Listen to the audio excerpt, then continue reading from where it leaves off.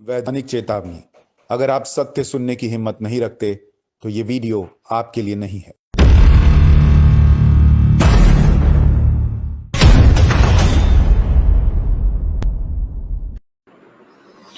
नमस्कार, बहुत स्वागत है आप सभी का।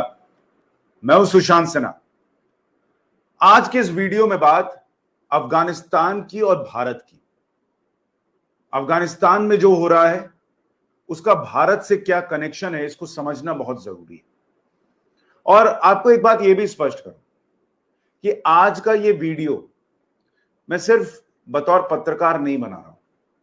आज का यह वीडियो मैं आपके लिए लेकर आया हूं एक भारतीय के तौर पर कि क्यों अफगानिस्तान में जो हो रहा है और वहां से जो लोग आ रहे हैं, जो तस्वीरें वो बयां कर रहे हैं, जो बातें इस देश में हो रही हैं, वो सब अगर आप मिलाकर देखेंगे तो आपको समझ में आएगा कि क्यों भारत के लिए नरेंद्र मोदी एक जरूरत बन चुके।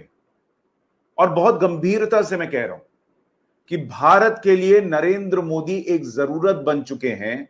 ये इस पूरे परिप्रेक्ष्य में, अफगानिस्तान में और भारत में जो हो रहा है उसके लिहाज से मैं कह रहा हूं बहुत जरूरी है ये वीडियो। और इसलिए न सिर्फ इस वीडियो को देखिएगा बल्कि आगे जरूर बढ़ाइएगा अगर आपको लगे कि ये बात सही है। सबसे पहले मैं अफगानिस्तान से आए दो वीडियो आपको दिखाता हूं और फिर अफगानिस्तान, भारत, मौजूदा हालात और जो कनेक्शन है सारा, और क्यों नरेंद्र मोदी इस वक्त जरूरत है इस देश की, वो आपको बताऊंगा। पहले एक वीडियो देखिए, जो लोग वहां से लौट रहे हैं वो क्या नारे लगा रहे हैं और क्या। भारत माता की जय! भारत माता की जय! भारत माता की जय! भारत माता की जय! भारत माता की जय के नारे लग रहे हैं जो वहां से लोग आ रहे हैं, जिनको बचाकर वहां से निकाला जा रहा है, वो लगा रहे हैं। अब इसको थोड़ी देर के लिए पकड़ कर रखिए। एक दूसरा वीडियो आपको दिखाता हूं जो वहां के सांसद हैं, अफगानिस्तान के सांसद, उनको भी भारत बचाकर लाया। और वो क्या कह रहे हैं, उनके परिवार को बचाकर लाया गया, वो क्या कह रहे हैं एक बार सुनिए, फिर इस पर आता हूं कि क्यों नरेंद्र मोदी इस देश की जरूरत है। इनको सुनिए एक बार। मेरा नाम है MP नरेंद्र सिंह खालसा, काबुल निवासी। मैं धन्यवाद करना इंडिया सरकार को, खुसूसन मोदी जी को और वज़ीर ख़ारजा को, इंडियन एयरफोर्स को, पुनीत जी को, तो जो बड़े बुरे वक्त विचकार साढ़े नाल इन्होंने हमकारी की थी। तो बुरे वक्त विचकार साढ़े लोग खड़े होकर साढ़े 24 बंदे जो सन उन्हें निकल गए हैं और बाकी मानदा संगत साड़ी काबुल। ये अफगानिस्तान के सांसद हैं, सिख हैं भाई, और वो कह रहे हैं कि हम वहां से बचकर जो निकले हैं उसके लिए नरेंद्र मोदी और नरेंद्र मोदी सरकार का, भारत का शुक्रिया अदा करना चाहते हैं। मतलब अफगानिस्तान में वो लोग जो फंसे हुए हैं, वो सिख हैं नहीं हैं, हिंदू हैं नहीं हैं, मुसलमान हैं क्या हैं, अफगानी हैं, भारतीय हैं, वो देखे बिना इस वक्त भारत मदद कर रहा है। लेकिन अब आपके सामने रखता हूं ये दो वीडियोस, आपके सामने इसलिए रखे, और जो आप अफगानिस्तान से तस्वीरें आ रहे हैं उसको लगातार देख रहे हैं कि वहां क्या हो रहा है, कैसे बंदूकें नजर आती हैं, कैसे महिलाओं के साथ हो रहा है। अब दो मुझे ट्विटर पर कुछ ट्वीट्स नजर आए। अमूमन मेरे ट्वीट वायरल होते हैं, लेकिन ये जो दो ट्वीट थे, मुझे लगा कि जो मैं कहना चाह रहा हूं, जो मेरे मन में बातें आ रही हैं, वो इनमें थी, इसलिए मुझे लगा आपको दिखाना चाहिए। एक ट्वीट ये है जिसमें यह कहा गया है कि 1920 में अगर आप किसी हिंदू और सिख बिजनेसमैन जो कि कराची में रहता था उससे ये कहते कि 27 साल बाद तुम अपने ही देश में रिफ्यूजी हो जाओगे, तो वो आप पर हंसता। 1960 में अगर किसी कश्मीरी पंडित से कहते कि तुम अपनी सारी जमीन, सारा घर बार तुम्हारा लुट जाएगा, तुम एक रिफ्यूजी की तरह रहोगे, तुम्हारी बहनों और बेटियों का बलात्कार होगा, तो वो आप पर हंसता।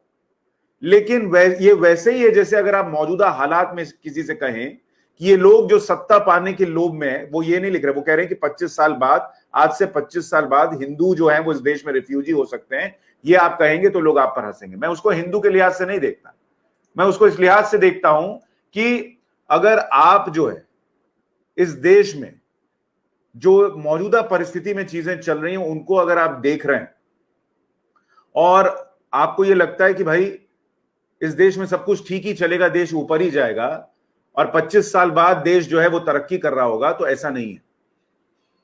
तो मैं आपको इस ट्वीट को हिंदू के लिहाज से नहीं, देश के लिहाज से कह रहा हूं कि इस ट्वीट को पकड़िए कि जिन जिन के साथ जो अत्याचार हुआ, अफगानिस्तान में जो तालिबान कर रहा है, उसको अफगानिस्तान के लोगों ने भी 2001 के बाद सोचा नहीं था कि ये लौट आएंगे।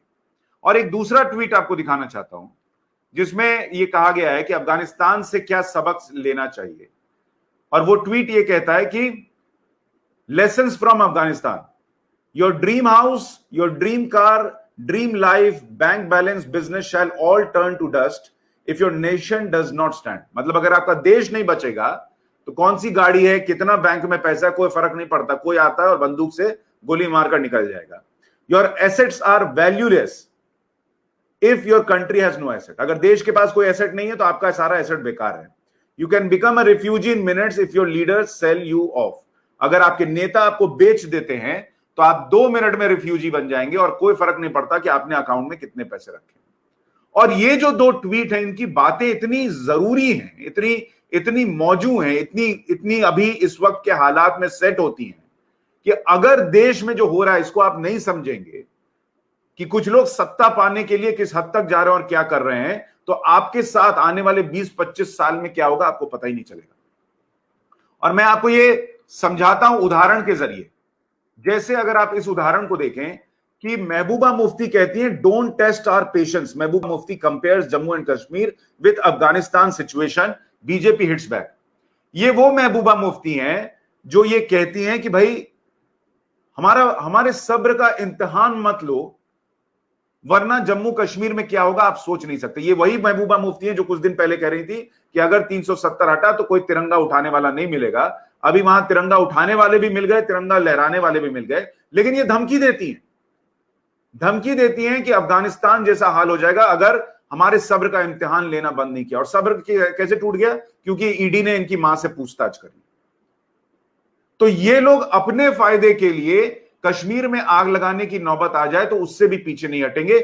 ये आपको बताने की कोशिश कर रहा हूं कि क्यों नरेंद्र मोदी जरूरत है, क्योंकि नरेंद्र मोदी की वजह से ये लोग जो हैं वो बिलखते भी हैं, रोते भी हैं, फड़फड़ाते भी हैं, लेकिन जो चाहते हैं वो कर नहीं पा रहे, क्योंकि उस आदमी के दिमाग में हमेशा चल रहा है देश देश देश, और वो इन लोगों को वो करने नहीं देगा जो ये चाह रहे हैं। दूसरा एग्जांपल आपको देता हूं, Munawwar Rana. Taliban is not terrorist organisation fighting for their country, says poet Munawwar Rana. ये अकेले मुनव्वर राणा नहीं है, समाजवादी पार्टी के सांसद को आपने सुन लिया, दिल्ली दंगों के आरोपी को आपने सुन लिया। इन सबको तालिबान में जो हीरो नजर आ रहा है, ये पूरी सोच जो है, ये सोच अभी इतनी बड़ी हो जाए अगर यहां पर नरेंद्र मोदी जो है वो इनको कंट्रोल करने के लिए ना हो। मैं आपको बता रहा हूं क्योंकि नरेंद्र मोदी को हटाने के नाम पर ये लोग कुछ भी कर सकते हैं, किसी हद तक जा सकते हैं। उस तालिबान को जो महिलाओं और बच्चों पर अत्याचार करता है, महिलाओं को सेक्स स्लेव बनाता है, छोटी छोटी बातों पर लोगों को काटता और मारता है, उसकी ये तारीफ कर सकते हैं क्योंकि इनको नरेंद्र मोदी से नफरत है। और उस नफरत में ये देश को भूल चुके हैं। इस देश में अगर तालिबान आ गया तो सोचिए मुनव्वर राणा का क्या होगा। बचेंगे ये लोग? नहीं बच सकते। वही इस्लाम इनको भी खा जाएगा जिसको तालिबान फॉलो करता है। और ये सोच रहे हैं कि ये मेरा साथी है, मेरा मसीहा है, वो इस्लाम को भी बदनाम कर रहा है जिस तरीके की चीजें वहां हो रही हैं। तो ऐसे लोग और पनपेंगे और इनकी सोच और बड़ी होगी। मैं आपको तीसरा एग्जांपल देता हूं। ये तस्वीर देखिए, सोनिया गांधी जी ने अभी मुलाकात की, stand united and target 2024 Lok Sabha poll Sonia Gandhi to opposition leaders. 2024 के लिए सोनिया गांधी ने सबको बुलाया और उनके साथ बैठक की। और ये जो गोल घेरे में मैंने जो वीडियो कॉन्फ्रेंसिंग हो रही थी उसमें कुछ नेताओं को गोल घेरे में डाला है। उसमें ममता बनर्जी नजर आती हैं, तेजस्वी यादव हैं, सीताराम येचुरी हैं, मनमोहन सिंह नजर आते हैं, शरद पवार नजर आ रहे हैं, झारखंड के सीएम नजर आते हैं, और सोनिया गांधी नजर आ रही हैं, और बाकी और लोग नजर आ रहे हैं। अब मुझे बताइए, क्या सोनिया गांधी ने 1 मिनट के लिए भी ये सोचा कि तृणमूल कांग्रेस को लेकर, बंगाल की सरकार को लेकर अभी 2 दिन पहले कलकत्ता हाईकोर्ट ने क्या क्या कहा है और मुझे क्या ममता बनर्जी को बुलाना चाहिए इस मीटिंग में? लेकिन उनको फर्क नहीं पड़ता। उनको 2024 की कुर्सी दिख रही है। और उन्होंने ममता बनर्जी को भी इसमें बुला लिया। अब मुझे बताइए, कोई ममता बनर्जी जो बंगाल में अत्याचार हुआ उससे क्यों घबराएंगी? कोई मीडिया उनसे पूछने वाला नहीं। मीडिया के लोग कहते हैं अगर मैं पूछ लूंगा तो ममता बनर्जी रसगुल्ला नहीं खिलाएंगी। और जिन नेताओं की जरूरत ममता बनर्जी को 2024 का सपना पूरा करने के लिए पड़ेगी, वो नेता तो उनको खुद बैठाकर उनसे चर्चा कर रहे हैं। अगर सोनिया गांधी को इस देश की चिंता होती तो कम से कम कोर्ट की टिप्पणियों के बाद, कोर्ट के फैसले के बाद कि सीबीआई जांच करेगी, और सीबीआई जांच इसलिए देनी पड़ रही है क्योंकि वहां पे हालात ऐसे नहीं है कि कोई निष्पक्ष जांच हो सके, उसके बाद वो ममता बनर्जी को नहीं बुलाती। लेकिन उनको फर्क नहीं पड़ता, उनको फर्क नहीं पड़ता। वो कम से कम एक बार इस मीटिंग में ममता बनर्जी से पूछ लेती कि बंगाल में ये क्या हो रहा है, आपको लोग क्या कह रहे हैं, कोर्ट ने ये क्या कह दिया है।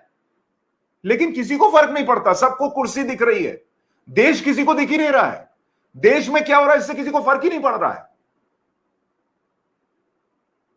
आप सोचिए इस देश में चल क्या रहा है। और मैं आपको एक तस्वीर दिखाता हूं कि बंगाल में जिनके साथ हिंसा हुई उन लोगों के साथ आज राखी कौन मना रहा है।